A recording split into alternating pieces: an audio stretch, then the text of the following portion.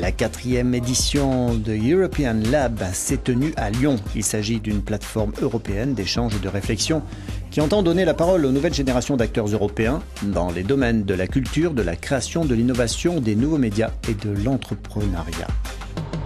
Un forum qui se déroule en parallèle au Festival des Nuits Sonores.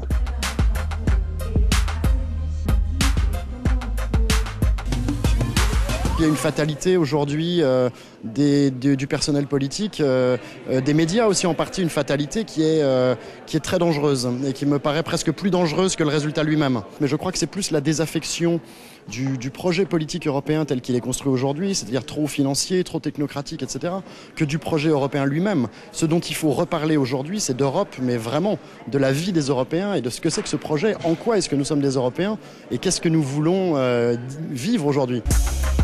Mikhailo Grubokin est venu parler de son projet culturel dans la ville de Donetsk, à l'est de l'Ukraine.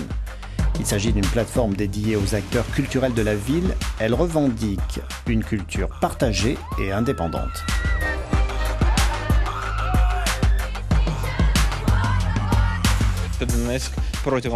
Donetsk a été sous l'influence de la culture russe. Il n'y avait aucun développement de la vie culturelle ukrainienne.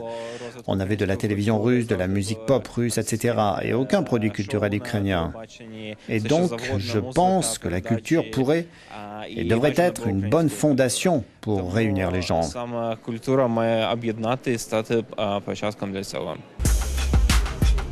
La créatrice française, par ailleurs à l'origine de nombreux projets culturels, Agnès B, faisait partie des invités d'honneur de cette édition.